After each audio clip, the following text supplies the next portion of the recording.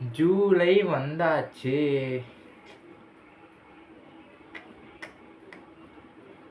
Okay, football season start ஆக போகுது. இந்த வீடியோவில் என்ன பார்க்க போகிறோம்னு பார்த்தீங்கன்னா, டுராண்ட் கப்பை பற்றி விளக்கமாக எல்லாத்தையும் பார்க்கலாம். வாங்க வீடியோக்குள்ளே போகலாம்.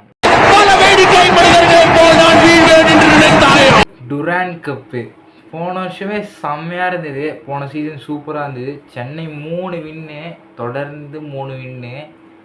ஆனால் அதுக்கப்புறம் முடிஞ்சிடுச்சு. ஓகே, ஃபஸ்ட்டு என்னன்னா, டுராண்ட் கப் பார்த்தீங்கன்னா ஜூலை 26 வந்து பார்த்தீங்கன்னா ஸ்டார்ட் ஆக போகுது. இன்னொரு 2 வாரம் இருக்குது. Chennai FC pre season already start பண்ணிட்டாங்க. ஜூலை 26 ஸ்டார்ட் பண்ணி 3rd ஆகஸ்ட் தான் முடியும். அதாவது ஜம்ஷெட்பூரில் வந்து ஃபஸ்ட் மேட்ச் நடக்கும். அப்புறம் ஃபைனல்ஸ் பார்த்தீங்கன்னா சால்ட் லேக் ஸ்டேடியமில் வந்து நடக்க போகுது. இதோட எல்லா டெலிகாஸ்ட்டும் பார்த்தீங்கன்னா சோனியில் தான் வரும். ஓகேவா? மேட்சஸ் கண்டிப்பாக நம்ம ஜாலியாக சோனியில் பார்த்துடலாம்.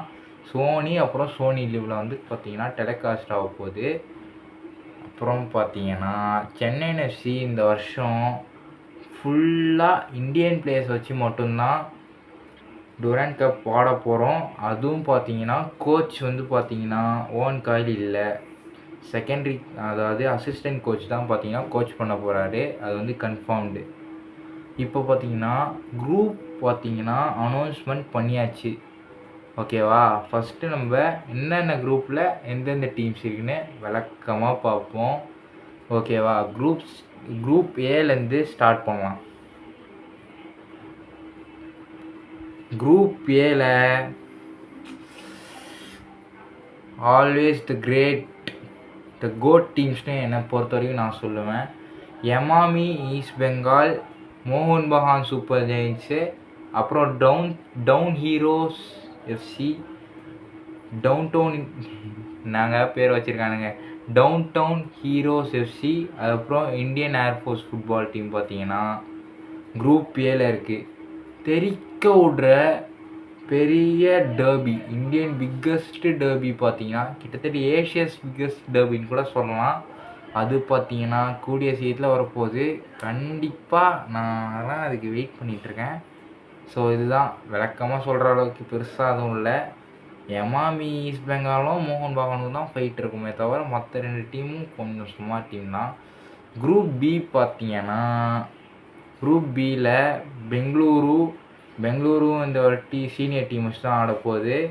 அப்புறம் இன்டர்காசி புது டீமு, அது ஒரு ஐ லீக் டீமு. அப்புறம் பார்த்தீங்கன்னா முகமதம் ஐ லீக் சாம்பியன்ஸ் ஆகி ஐஎஸ்எல்க்கு ப்ரொமோட் ஆன முகமதம் எஃப்சி, அப்புறம் இந்தியன் நேவி பார்த்தீங்கன்னா குரூப் பியில் இருக்காங்க. பெருசாக அதுவும் இல்லை, ஆனால் அதுவும் இன்ட்ரெஸ்டிங்காக தான் இருக்க போகுது. ஏன்னா இன்டர்காசி எப்படி ஆடணும்னா நமக்கு தெரியாது. ஸோ பார்ப்போம் வெயிட் பண்ணி. அப்புறம் முகமதமும் எப்படி ஆடும்னு தெரியாது நம்மளுக்கு மோஸ்ட்டாக, அதெல்லாம் பார்ப்போம். குரூப் சி ரொம்பவே இன்ட்ரெஸ்டிங்கான குரூப்பு. இதில் பார்த்தீங்கன்னா கேரளா பிளாஸ்டர்ஸ் இருக்காங்க. கேரளா பிளாஸ்டர்ஸ் பார்த்தீங்கன்னா சீனியர் டீம் வச்சு தான் ஆட போகிறாங்கன்றது கன்ஃபார்ம். ஸோ அது பக்காவாக இருக்கும் பார்க்கறதுக்கு. எல்லாம் வெயிட் பண்ணுவோம். ஏன்னா லூனா நோவா சடோயி, அப்புறம் பார்த்தீங்கன்னா மும்பை சிடிஎஸ்சி, அதுவும் தரமான டீமு. அப்புறம் பஞ்சாப். இந்த குரூப் தான் கிட்டத்தட்ட ரொம்ப கஷ்டமான குரூப்பு. கடைசியாக சிஐஎஸ்எஃப், அது என்ன டீம்னே தெரில. ஸோ அது இந்த குரூப் பார்த்தீங்கன்னா டஃபஸ்ட்டு குரூப் அப்படின்னா எனக்கு தெரிஞ்ச வரைக்கும் இதுதான். ஓகேவா? இப்போது நம்ம காத்துட்ருந்த சென்னை எஃப்சி எந்த குரூப்பில் இருக்காங்கன்னு பார்த்தீங்கன்னா குரூப் டியில் இருக்காங்க. ரொம்ப கஷ்டமான குரூப்லாம் இல்லை. Chennai FC, Jamshedpur FC, Indian army, அப்புறம் பங்களாதேஷ் ஆர்மி பார்த்தீங்கன்னா இருக்காங்க. ஒன்று தெரிஞ்சுக்கோங்க, சென்னை எஃப்சி வந்து பார்த்தீங்கன்னா only Indian players.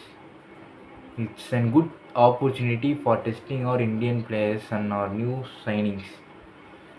So wait பண்ணி பார்ப்போம் இந்தியன் பிளேயர்ஸ்லாம் எப்படி ஆட போகிறாங்க. சென்னை எஃப்சியோட சைனிங்ஸ் இந்தியன் பிளேயர்ஸ் எப்படி இருக்குது வெயிட் பண்ணி பார்க்கலாம். வெரி இன்ட்ரெஸ்டட், ரொம்ப வெயிட் பண்ணிகிட்ருக்கேன். அப்புறம் ஜம்ஷெட்பூர் ரொம்ப ஈஸியான குரூப் ஸ்டேஜ் தான். சென்னை எஃப்சி பொறுத்த வரைக்கும் இது ரொம்ப ஈஸி தான்.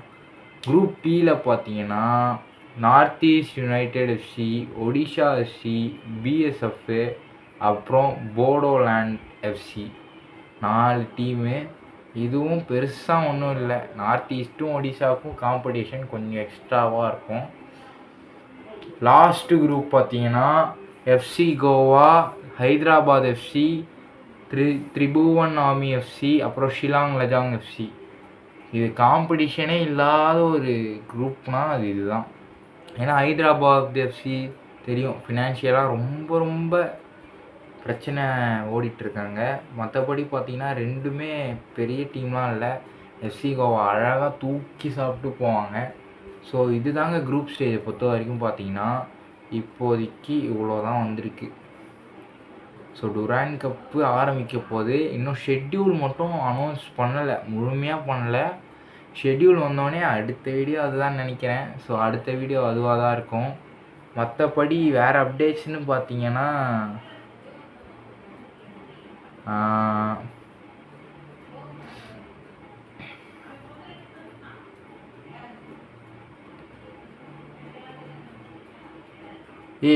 குரூப் அதாவது பேக்ரவுண்ட் நான் அடுத்த வீடியோக்குள்ளே பேக்ரவுண்ட் கண்டிப்பாக மாற்றிடுறேன். அவ்வளோதாங்க இந்த வீடியோவில். கண்டென்ட்காக சுற்றின்னு இருக்கிறேன். நான் ஆல்ரெடி சொல்லியிருக்கேன், இந்த வீடியோ இந்த யூடியூப் சேனல் பார்த்தீங்கன்னா வெறும் ஃபுட்பால் தான் மெயின் கண்டென்ட்டு. பட் மற்ற வீடியோஸும் போடுன்னு சொல்லியிருக்கேன். சரி, கமெண்ட் பண்ணுங்கள், அது போதும். சப்ஸ்கிரைப் முடிஞ்சால் பண்ணுங்கள், ஓகேவா?